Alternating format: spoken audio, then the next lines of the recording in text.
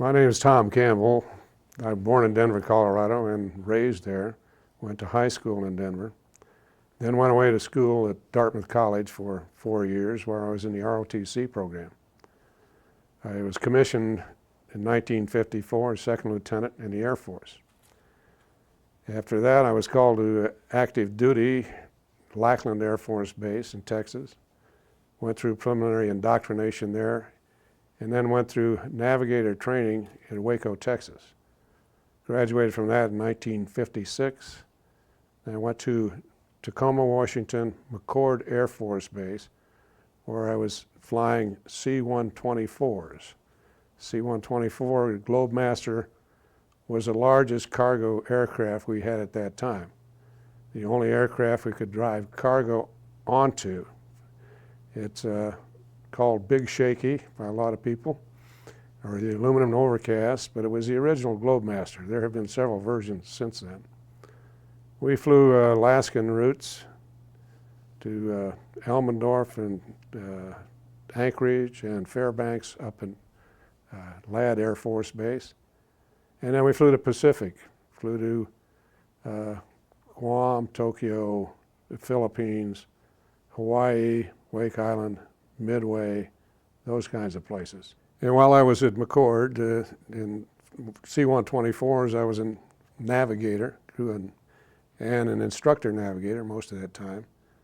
We had a crew of 2 pilots, a flight engineer, a loadmaster, and a navigator. So we flew pretty long hauls. For instance, it took us 11 hours to get from Travis Air Force Base in California to Hickam in Hawaii. Another 10 hours if we were going on to Wake Island. If we were going up to Japan, Tokyo, about 7 or 8 hours of flight there.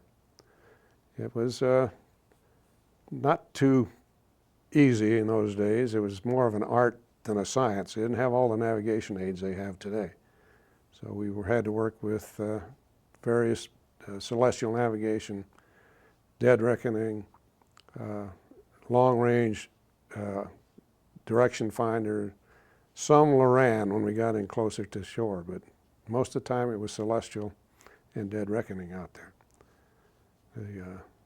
Pretty interesting flights. Midway was a particularly interesting place. Midway has Goonie birds there. That's the albatross. The albatross is a beautiful bird when it's flying, a great wingspan and covers the ocean. In fact, the Navy was trying to get rid of them at one time and took 6 of them up to Whidbey Island near Seattle. They dyed them pink. Within 2 weeks, 5 of them were back at Midway. They figured the other one got lost somewhere, went on R&R. And they were fun to watch when they came in to land if they'd been at sea for a long time, because they forget to put the gear down and they would tumble down the beach. And the young ones trying to learn to fly were something else. They would run down the beach, try to take off, and then end up tumbling end over end down the beach.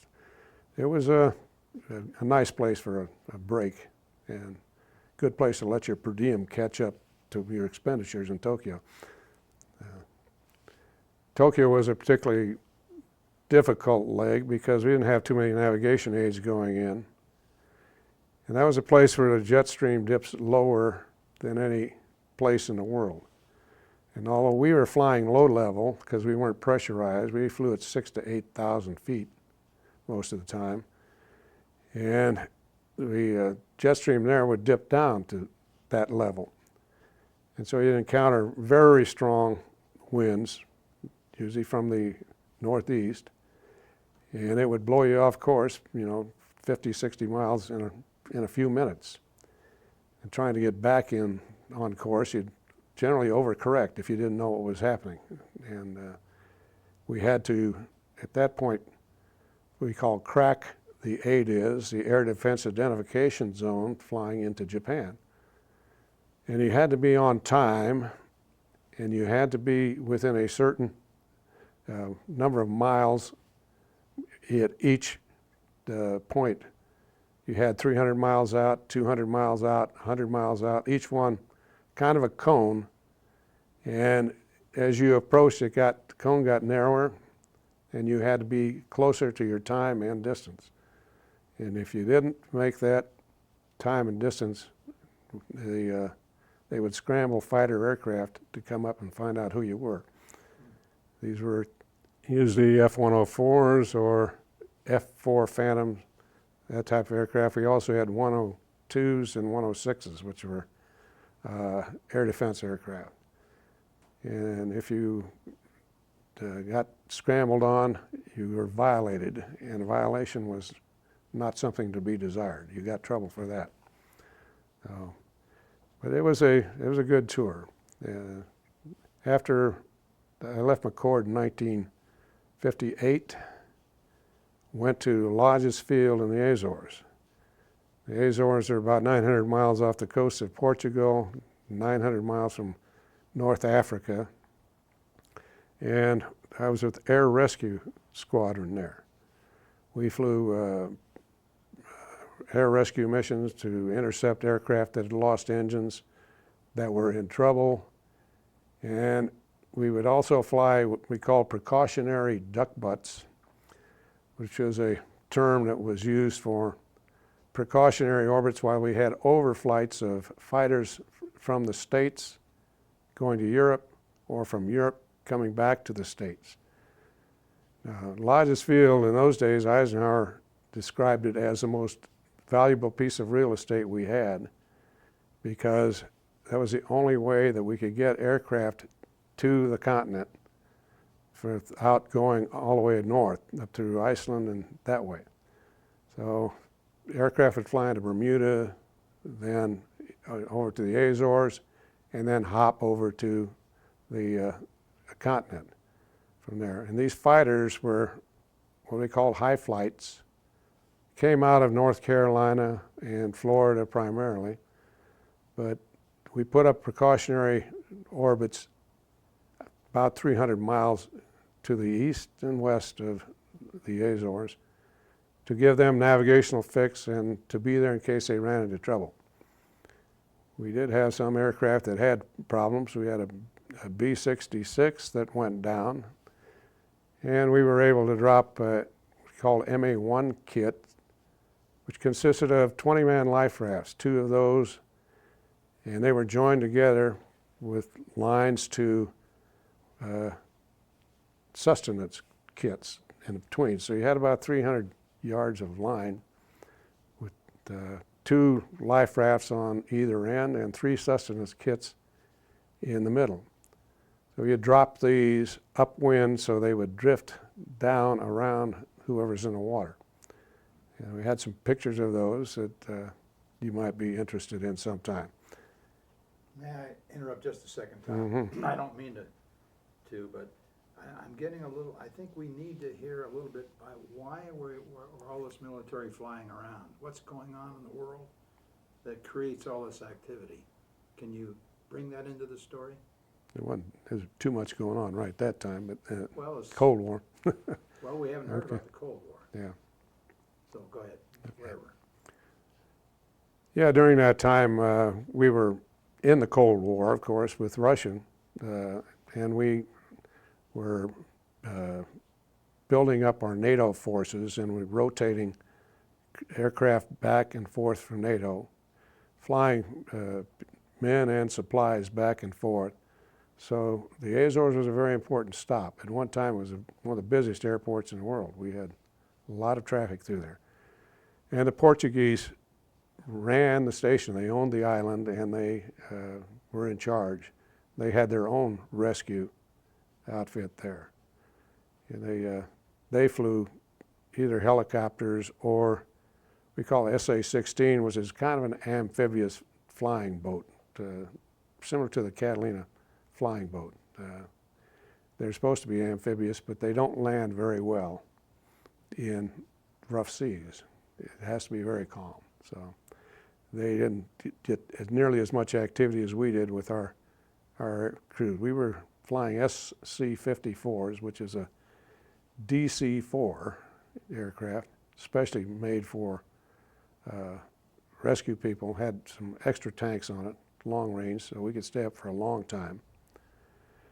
And when we got into a rescue situation or a search mission, we would fly about 300 feet above the sea level and set up a search pattern. And that was my primary job. Anytime we had a mission, I was generally the mission planner and had to sort out all the aircraft we had and assign them spots to search and the type of search to make. And then try to predict what they had actually searched when they came back and told us. But it was very tough to figure out where you were. And that's a big ocean out there, and if you go down, your chances of survival were pretty slim. Yeah. We had one interesting episode with a B-50 that went down, and that was a B-50 was a bomber, followed the B-29, actually a little bigger than the B-29, and it lost engines and crash landed, ditched in the ocean.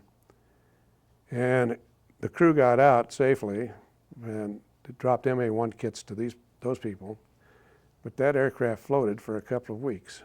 Yeah, we went out to find that B-50 every day for a couple of weeks, and then just to make sure it wasn't a navigation hazard. And the Navy finally came in, they were going to sink it, but they couldn't find it, and we couldn't either, so it must have gone down on its own finally. One of the missions we had, interesting, was a little different, was a flight up over Spitsbergen. Spitsbergen is north of the Arctic Circle, north of Norway, and it's in contention between Norway and Russia as to who owns it. So we went sent up there to look for an Explorer nose cone. Explorer were satellite, reconnaissance type satellites we had that went up, took pictures, and then would drop their results by parachute. This one was supposed to have been dropped over Hawaii, but they calculated if it didn't make that drop, it probably dropped it over Spitsbergen. And somebody had seen an orange chute come down somewhere, they thought, on the island. So we were assigned to go up and chase that thing. We flew out of Bodo, Norway, and operated up there at Spitsbergen. One of the problems there was ice fog. We'd fly down a fjord looking for the satellite, and the ice fog would form around you and you couldn't see anything, and you had to pull up very quickly to get out of the fjord and hope you didn't hit any of the mountains alongside it. But that was a very interesting mission. We didn't find it, obviously, and we were hampered somewhat by the fact we couldn't fly over certain little small huts and things that were considered Russian territory. So we had a good mission, but we were not successful. After the Azores, I was reassigned to Mitchell Field in Hempstead, Long Island. Mitchell Field, of course, named after Billy Mitchell. And it was there we trained reserve navigators for Military Air Transport Service. Now, Military Air Transport Service is the same service I was in McCord flying C-124s. But at Mitchell, we flew Goonie birds, C-47s. C-47 is a DC-3. It's a two-engine, reciprocating engine aircraft. You know, all of the old films that you see with any kind of flying in them, and a lot of the crashes are DC-3s. We like to call it the Douglas Dual Thrust Aerospace Vehicle. But it was a good old airplane, and we had about 125 reserve navigators that we trained to work with MATs if they were called up. And they closed Mitchell Field down. After about a year, we moved the same operation to McGuire Air Force Base in New Jersey. And that continued on. We had our own aircraft fleet of 7 aircraft. And I was the chief instructor and then later the commander of that outfit. There I made captain, I had gotten married. That was in 1960. I had my first child, and I got a regular commission as opposed to a reserve commission. And then I volunteered to go into the missile business, primarily because they had an education program associated with it where you could pick up a master's degree designed to let you study during boredom time, during time when things weren't happening. So I went to Minot Air Force Base, North Dakota, where we had 150 Minuteman ICBMs. ICBM, Intercontinental Ballistic Missile. The Minuteman was a solid fuel rocket. We had 50 in each squadron. I was what they call Missile Combat Crew Commander, Launch Control Officer, and we pulled duty underground in what they call a capsule, a launch capsule, about 65 feet underground. It was hardened, it was on shock isolators, and there we monitored 10 missiles.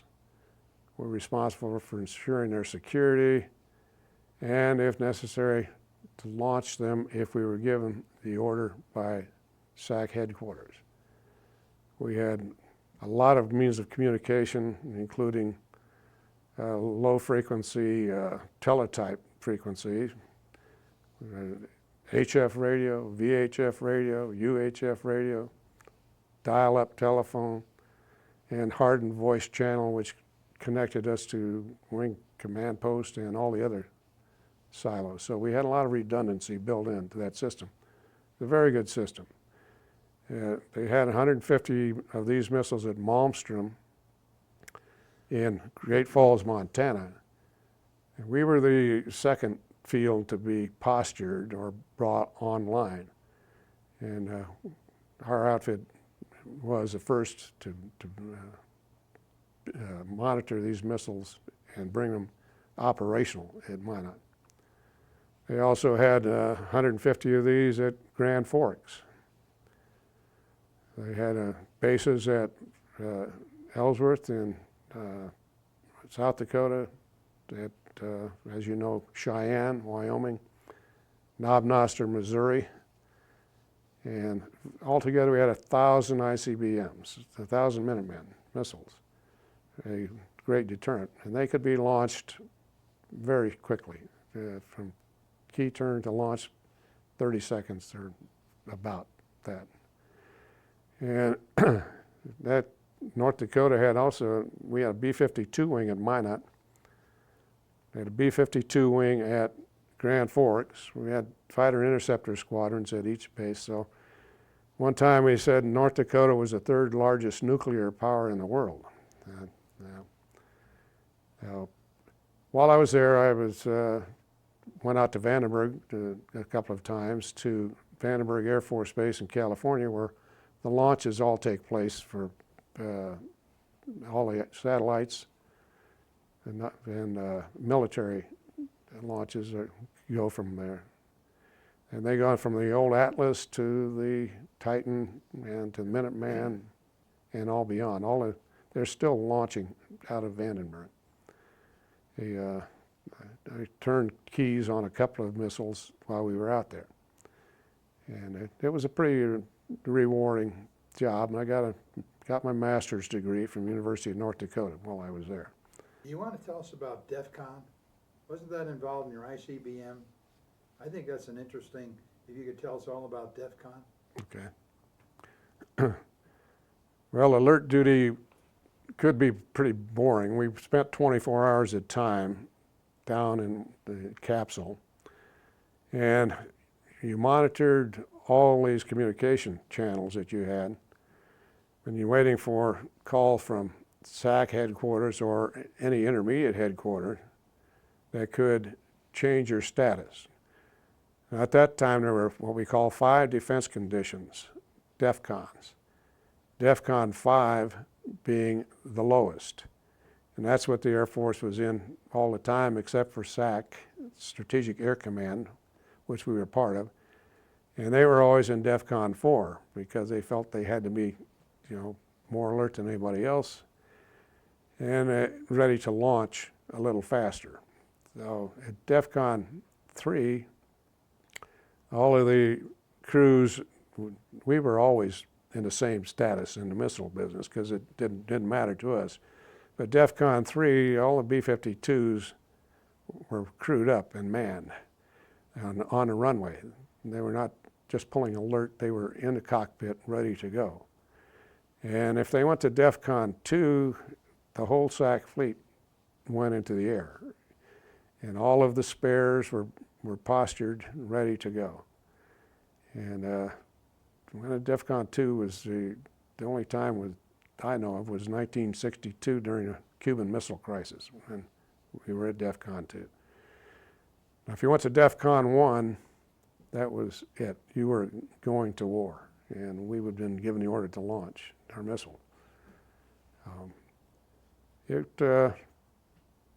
was good duty. As I said, it got boring at times when you had nothing to do, but that's the reason we studied down there. That was the education program was a pretty good deal for us. Okay? One question I have before we move on here is, how long would you be down there in those capsules when you're in that situation? Okay, our normal duty tour was they started out with 36 hours with 2 crews on site. Then you would go down for 12 hours, go topside for 12 hours and rest, and then go back down for 12 hours. And that was a waste of crews, we felt. And they changed that to 24 hours at a time. So we would assemble at the base, get briefed, and depart, sometimes by helicopter, sometimes we drove. It's always kind of problematic in North Dakota whether you get to your site or not. Some of them were pretty hard to drive to in the wintertime. And then we go downstairs for 24 hours down in the capsule until we were relieved the next day, 24 hours later, hopefully. Sometimes the crew didn't get there on time and you stayed till they did get there. Then we drive back to the base and usually had a couple of days off before the next tour went out there. So it kept you busy. When my tour was up, that was 4 years, 1967, I made major and got orders for Vietnam. From here, Tom, we're gonna go to North Vietnam, right? Right. Is that about your next step? Mm-hmm. You wanna bring us into Not that? North Vietnam, but okay. 1967, as I say, I made major. I finished my tour at Minot and got orders for Vietnam. So, February of '68, I went to Ben Hoa Air Force Base, which is just a little bit north and east of Saigon, about 15 miles from Saigon. And there I was in an outfit, the 3rd Air Commando Squadron, which is part of the 14th Air Commando Wing. And we flew AC-47 aircraft. Once again, the Goonie Bird, a 2-engine aircraft. And we flew support for what we called troops in contact primarily. Anytime troops had firefights going on or were attacked, they would call for us quite often to go out and either support them with flares. We carried 2 million candle power flares with parachutes on them, which would burn for about 2.5 minutes. And we dropped them on the site, providing light to the troops down below. And we also had miniguns.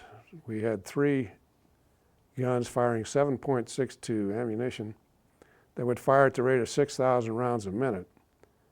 So if we actually put 3 guns online and fired them rapid fire, we could put out 18,000 rounds a minute, which is pretty heavy fire. We normally fired slow fire, which is 3,000 rounds with only 2 guns at a time. Sometimes we only use 1, but it had to be pretty dire straits to use all 3 guns, and we'd run out of ammunition pretty fast if we kept doing that. We flew precautionary rocket patrol over Ben Hoa and Saigon. We used to get rockets and mortar attacks there, and so we would put up at about 6 o'clock in the evening, our first aircraft would take off. We never flew in daylight because we're too vulnerable. We flew at low level and we were too slow. And if they could see you, you wouldn't survive. They tried that early on and they lost most of the aircraft in the early days. And I've got one question before we move on. What kind of aircraft are you flying, and kind of describe it if you can? well, it's the same aircraft we were flying when we were in New York and New Jersey training reserve navigators.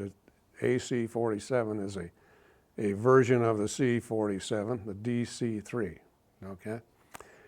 And was really the first commercially viable aircraft when it was built. It was the one that built, first one about 1933. It was a very old airplane, but it's reliable, and you still fly them around the country. And a lot of the third world countries still use them. There was a major down in South America who was flying an aircraft with mail delivery, and they were delivering mail, the natives were, and they dropped the mail in a bucket, tied to a line. And he noticed that if they flew in a circle, that they could keep that bucket almost stationary in one position. And that was the principle behind firing these miniguns. We would fly in a circle at 3,000 feet normally, sometimes 2,500, but low and slow, we only flew at about 130 knots, 120 sometimes. And you'd circle the target and then fire the guns. We usually would drop flares at the same time to light up the target, but not always. But our main protection was if they started shooting at us, we'd turn off the lights, all of our navigation lights, so we were dark, completely dark, and they couldn't see us very well until we fired. And that was a protective measure. We had, as we flew rocket patrol, the first aircraft up would fly rocket patrol, another one would be on alert, ready to go. If the first one got called off to support troops in contact, and you never knew where that was because the enemy was all around. We had VC and we had North Vietnamese regulars coming down, and it could be any place. So that was, when I first got there, it was right at toward the end of the Tet Offensive in 1968, which was a big one. And we were pretty busy in those days trying to help out troops. That Tet Offensive was a big failure for the Viet Cong. They lost most of their leaders at that point. They lost all of the best of their cadres. They were experienced fighters, and they were pretty good, but they were pushed into this primarily by the North Vietnamese Army, who we feel wanted to get rid of these people. They were South Vietnamese, and the North Vietnamese wanted to take over the country, really, and they finally succeeded. But we had a pretty good mission. We were often called out to compounds that were under attack. We had fire bases or compounds, and generally they had razor wire all around the perimeter with claymore mines and trip flares and that sort of thing. And we were very good at defending those places for these people.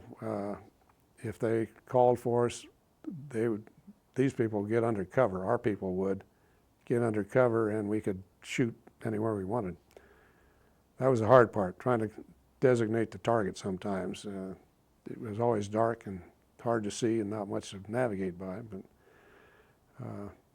one time a sergeant from a place called Tinh Nhan came down and present us with an AK-47. He said he'd gotten from one of the 157 bodies they pulled off of their razor wire the night before, and he was very pleased with what we did. And we were called spooky because we flew at night all the time, and with flying at night, you didn't want to go to sleep in the daytime, so we always kept or you didn't want to sleep at night, I'm sorry. You wanted to sleep, in the daytime, which is not always easy. So we always kept a card game going, nickel, dime, quarter poker game going all the time at night. So if you were the crew that was the third crew on alert, you'd be playing poker and then get called out. You had about 30 minutes to get to your plane and get off. So anytime we pulled one off of our rocket patrol, sent it out to help somebody else, we'd put another one up to take its place. And if that got called off, we would put a third one up. After that, we were done. We only had 5 airplanes, and we had to keep maintenance up on the other 2. Let me interrupt a minute. I think we'd like to hear a little bit about your living conditions. Okay. Where were you based? Where were your airplanes? What was your daily routine? What was the mess like? Was it any good? How many missions did you fly? And what did you actually do? Were you co-pilot or navigator? And tell us a little bit about actually your life there. Okay. Well, actually, as far as life in Vietnam went, ours was pretty good compared to the grunts, who were out in the field, that the Army and the Marines and the people, the ground pounders that were called grunts in those days. And one of our cards says that we speak grunt, that we used to hand out to those people, because they had their own language and we had to learn what they were talking about. We, I say, never tried to sleep at night. We always tried to stay up. When the first 7 or 8 months I was there, we were in what we call a hooch, wooden type barracks, which was, we had all of our officers air crew were there in this hooch in little cubicles.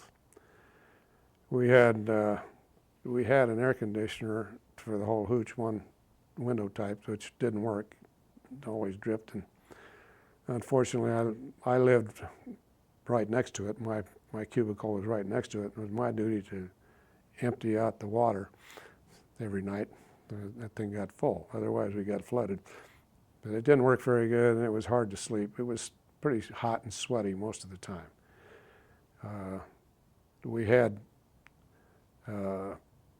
bunkers right outside our hooch, where if we got rocket attacks or mortar attacks, we would be able to get in those. And I get about 20 seconds, I think, was my maximum time after I got used to where to go and how to get out of there.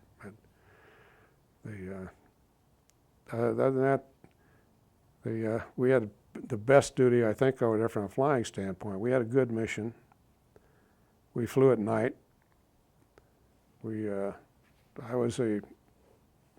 a crew that I flew with most of the time, although we broke the crews up quite a bit because there were always uneven numbers of certain people. We were short a pilot, we were short a navigator, but we carried 2 pilots, navigator, a loadmaster, 2 gunners, and we always carried a Vietnamese observer, usually a lieutenant in Vietnamese Air Force. We used him to listen to the radios when we couldn't understand what was going on. If we had to talk to the Vietnamese province chiefs sometimes to get permission to shoot, and these people would interpret for us, which was usually hard to get something out of them. I usually communicated in writing with them. It was hard to hear and hard to understand, so we'd write things out. And but our life was pretty good compared to people in the field. We had pretty good food. We chow hall food, which is the best they could do, but they did pretty well. Our favorite meal was midnight chow, or midnight rations, which is always a breakfast. You could have it, and that was usually really good breakfast. So we'd fly. If you flew at the first mission, you'd stay up for about 7 hours. About that time, we ran out of fuel. But we always, no matter what time you were up, you always landed at dawn. We landed at 6 o'clock. Usually took off at 6, land at 6. We charged double time for after 6 in the morning because it was daylight. And when the sun goes up, we go down. That was our motto. But we had a good mission. Do you remember how many missions you flew, Tom, and whether or not, I got a couple of questions. did you ever have any losses? You or any of your friends? We had never lost anybody in our unit while I was there. We had some very, very close calls. I flew 1,070 hours at nighttime and 1,100 hours total while I was over there in a year, and 269 missions.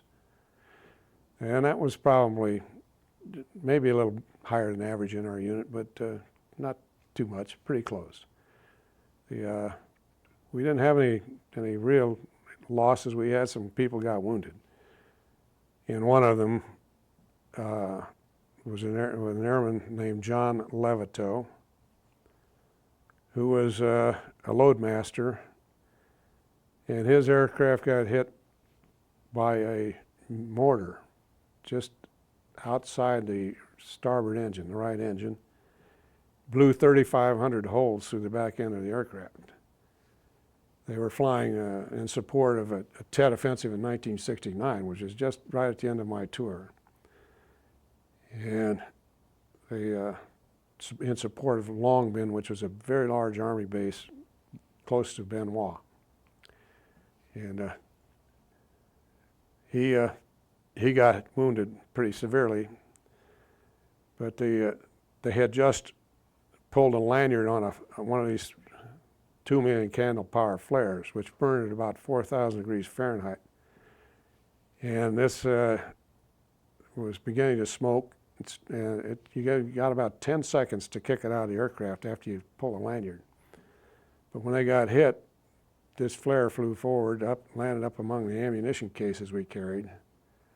And Levito was pretty severely wounded, but he helped pull a gunner out of the door who was about to fall out of the aircraft. He pulled him out of the door and then crawled over to this flare, picked it up, got severely burned when he had rolled over to the door and just kicked it out as it went off.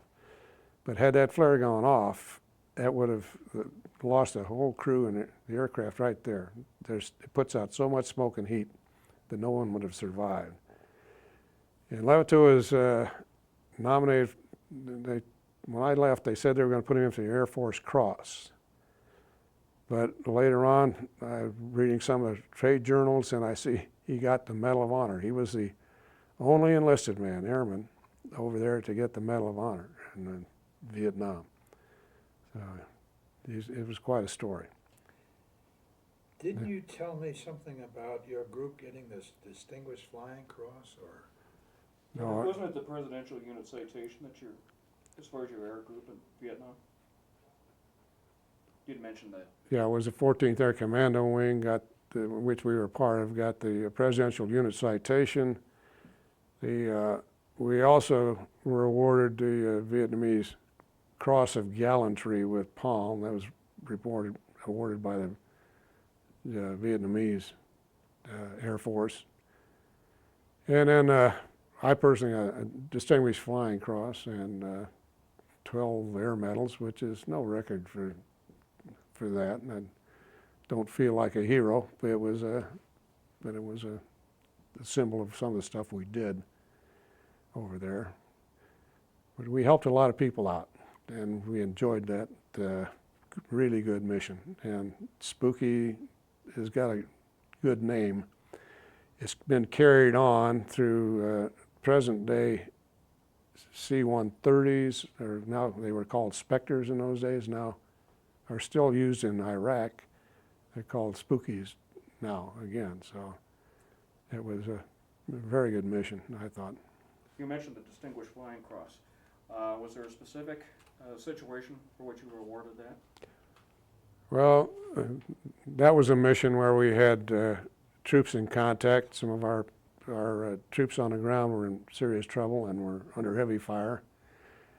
And it was kind of a difficult target to get at, and we were taking some fairly heavy ground fire at that time, but we managed to get on the target, define it, which was my job, and then we opened fire and we drove the enemy off the target finally, and we got a couple of holes in the airplane, but that was about it. And that was a mission they said was worthy of the Distinguished Flying Cross. We had others that were similar, but it was that one singled out for some reason. Yeah. Did you come under fire often when you were on these missions, and how close did you come with some of those situations? Okay. Yeah, we drew fire every once in a while. We had the aircraft I was in had some holes in them occasionally, but it never came very close to me. And sometimes you didn't even know about it until you landed. But fortunately, they couldn't shoot too well. They never learned to lead the aircraft, and we turned off our lights. They didn't do very well. But they were usually firing at our tail and behind us, so it wasn't too bad. We did have, some aircraft had more holes than others, and we did have another aircraft had a mid-air with an OV-10, which was a forward air controller aircraft. Came up and hit our aircraft, took out the landing gear, took out all the elevators, and 3 out of 5 cables on the rudder, jammed the rudder. So the only way they could fly it was differential steering by changing power on the engines, and they finally landed, and that was a crash landing, that one, and some people got hurt there, but other than that, we were pretty lucky. They used primarily equivalent 50 caliber and 51 caliber machine guns, and they used to set up, particularly in the Delta down there, they'd set up 2 of them far enough apart so they knew if we circled one, we would always have our belly toward the other one, and couldn't see it, couldn't shoot at it. So one at a time they'd shoot at you, and you'd go over to see the other one, and that one would shoot at you. But that was not too bad. Tom, one thing I think we missed. I have one other question. Oh, I'm sure there's going to be some more questions, All right. but I think we need to hear. You remember Korea? They had the DMZ, which was pretty well honored. Yeah. Some inclusions, but not much. But in North Vietnam, you had, I guess, some kind of a DMZ, but it wasn't honored. You had enemy all around your compound. Yeah. Every time you turn around, there could be enemies. Mm-hmm. Can we get into that somehow? Okay.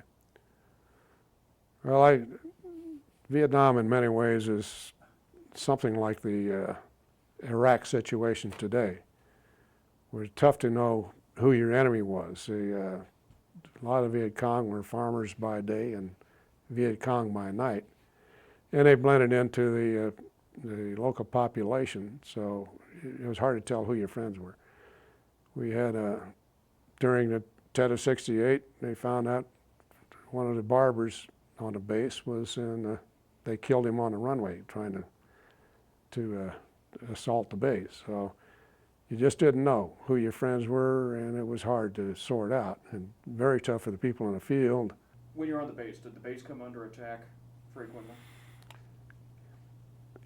The base got, I don't know, hit probably, I'd say once or twice a week with rockets or mortars. The mortars were not too troublesome because they were shorter range and usually landed on the outskirts of the base. the rockets, particularly these 122 millimeter rockets, were kind of troublesome. Just a week before I got there, one of them penetrated a bunker and killed 14 people in the bunker. Oh, speaking of rocket and mortar attacks, I think the most inane comment I ever heard while I was in Vietnam was when we were under rocket attack and they hit our bomb dump. 1,050, 500-pound bombs went up. That thing blew the windows in the control tower out, was 2 miles away, blew insulation out of our hooch, blew down pipes. And we were in a bunker at that time, and some guy walked into the bunker and said, "Say, did you hear that last one?" And I said, "Yeah, I don't know where you've been, but that's pretty stupid." The other question I had is, you'd mentioned, hey, you would have to call the Vietnamese authorities for permission to fire at times. Did you have a lot of political constraints about what you could do, what you couldn't do? Did you have to pass up targets because of things like that? Yeah, the rules of engagement were pretty constraining. We always had to have permission to shoot, unless we were if they fired at us, we could fire back. But in a lot of the targets, we had a forward air controller, hopefully, that would help us out, because he would be in touch with the province chief, and that was his territory, he knew it, and he would give us permission to fire. And sometimes he would put in smoke for us. He would fire white phosphorus rockets down and say, "Go ahead and hit my smoke," and we would do that. That was helpful. Other times we were on our own. And for instance, sampans on the river were not supposed to be moving at all at night, and we would spot sampans. And by the time we went through all the channels to get permission, it was probably 30 minutes, and they were long gone. So you lose targets that way.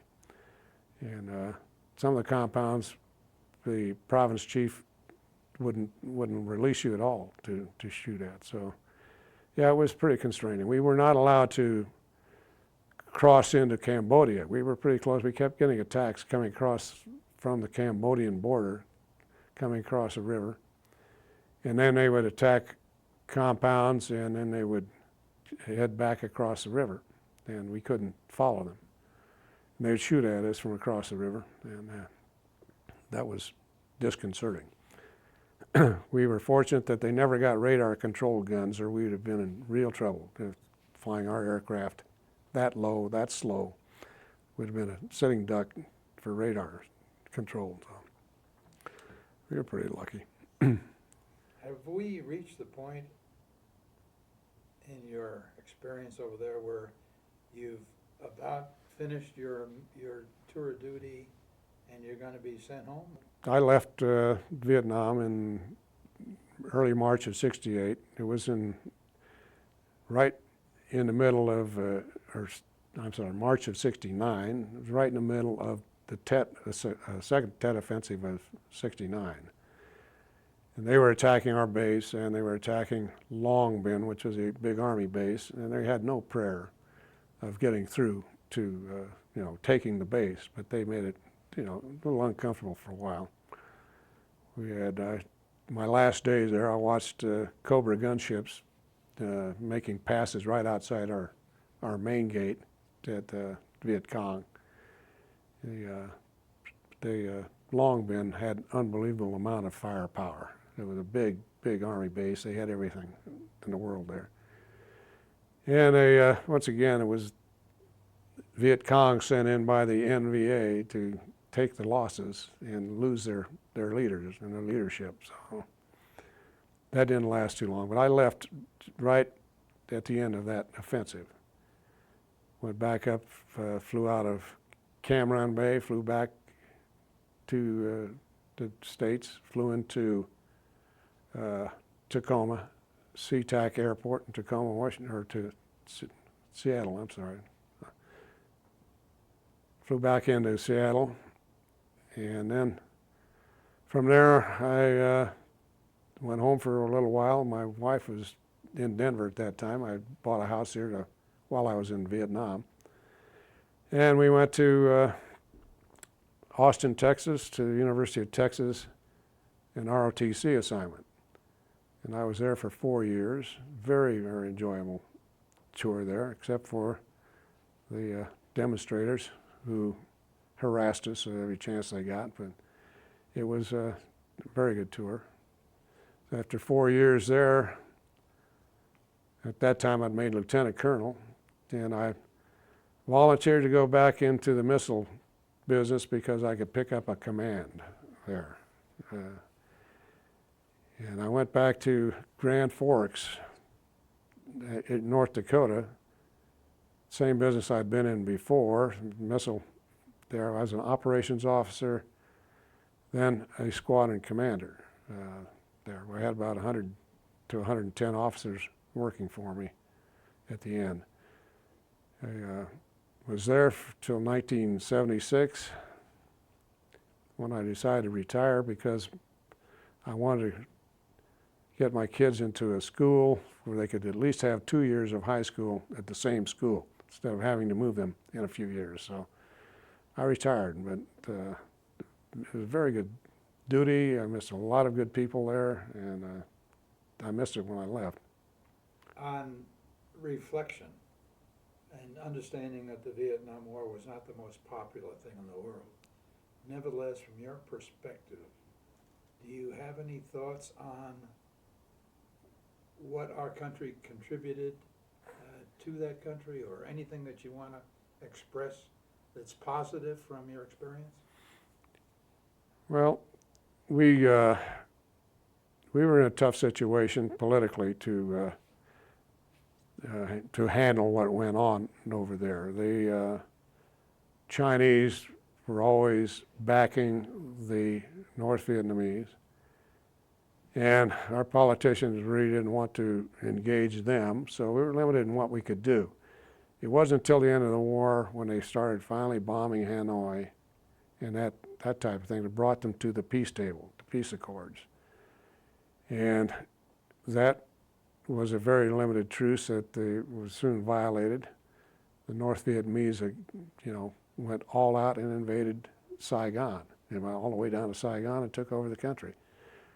But 1975, and we left. But while we were there, people say we lost that war. I don't think so. We won every engagement that I saw or heard of while I was over there. We didn't lose any of them. Some of them were tough battles and against a tough enemy.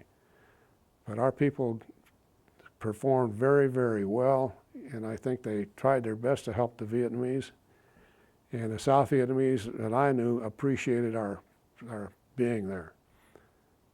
We had a maid who came in and did our laundry, who had come down from Hanoi. She was a Catholic and had fled from Hanoi and just loved all the Americans that were there. That was a good example of what happened. Tom, that was wonderful. Yeah. That really was. 57 minutes later. Pretty rambling. Well, no, they'll do their job. Yeah. This is the way it goes. We Yeah. talk to somebody for an hour, hour and a half, whatever it is, and then it turns into, a shorter piece. But we have these things. We also archive these things so that we also, can go back and refer to them later. And they do a lot of editing, in the extent that they'll go to the National Archives, or they'll go here, or they'll use your memorabilia, and as your story goes along, they interrupt it and stick a picture of you in, or a picture of your plane. And That's why we ask for pictures and other kinds of memorabilia. I think you're gonna like, That helps. I think you'll really like the end product there.